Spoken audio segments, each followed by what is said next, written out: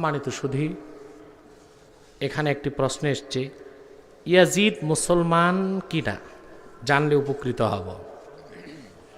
এই প্রশ্নটা আগে আসতো না, এখন আসতেছে, কারণ ইয়াজিদের দালাল বেড়ে গেছে বাংলাদেশ।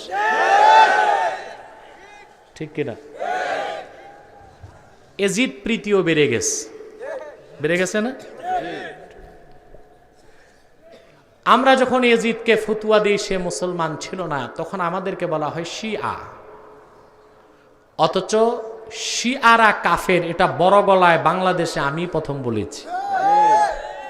ঠিক কিনা?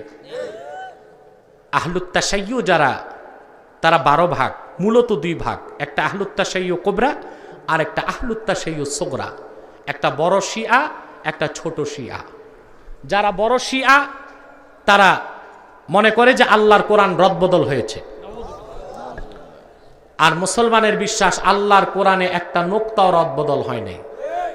যদি কেউ বলে রদবদল হয়েছে সে কাফের।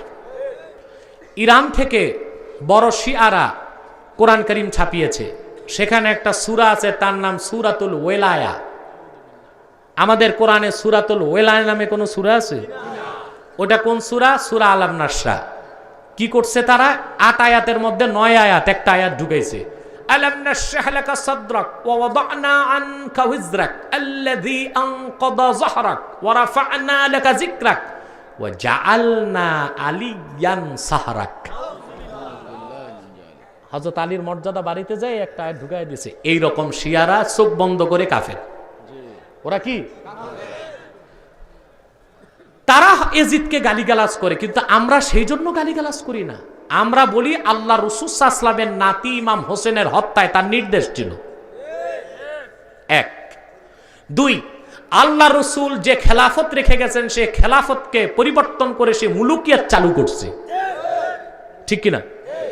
খেলাফতকে অস্বীকার করছে, মুলুকিয়াত চালু করছে। 3 মদ পান করাকে সে হালাল মনে করত। সেই জন্য ফাথুল কাদিরের লেখক ইবনুল হুমাম ইমাম মালিকের সূত্র ধরে বলেছেন, ইমাম আহমদ বিন হাম্বল বলতেন সে কাফের। তারপরে দেখুন, বদর যুদ্ধে যখন ইমাম হোসেন রাদিয়াল্লাহু তাআলা আনহু শহীদ হলেন কারবালায়, ঢালের মধ্যে ওনার মাথা রেখে পাশে আরো 18টা মাথা ছিল আহলে বাইতের। ইয়াজিদের কাছে নেওয়া হলো দামেস্কে। এই মারদুদ অভিশপ্ত তার সভাসদদেরকে লক্ষ্য করে বলল, ইন্নী জাযাইতুহুম বিমা ফাআলু বিআশয়াখে কুরাইশিন ওয়া সানাদিদিহিম। বদর যুদ্ধে মুহাম্মদ সাল্লাল্লাহু আলাইহি ওয়াসাল্লাম যুদ্ধ করেছেন, কুরাইশদের 70 নেতা মারা গেছিল, তার মধ্যে তার দাদা উতবাও ছিল। আজ হোসেন ও তার সঙ্গীদের হত্যা করে বদর যুদ্ধের পুরস্কার দিলাম। সেই ইয়াজিদকে মুসলমান বলা যায়? ইমাম জাওজি রওয়ায়াত করেছেন, যখন ইমাম হোসেন রাদিয়াল্লাহু তাআলা আনহুর মাথা তার সামনে রাখা, কাক ডাকতেছে, কাক। তখন সে বলতেছে, ফানাইবাল গুরাবু কুলতু কুল আও লা তাকুল কাদ ইক্তাযাইতু মিনার রাসূলি দুয়ুনি। কাক ডাকতেছে, আমি বললাম কাক ডাকুক আর না ডাকুক, তুই চিল্লা, তুই ডাক আর না ডাক, আজকে মুহাম্মদ সাল্লাল্লাহু আলাইহি ওয়াসাল্লাম বদরে যে হত্যা করেছেন আমার দাদা ও অন্যান্য কুরাইশদেরকে, হোসেনকে হত্যা করে আমি ঋণ পরিশোধ করলাম।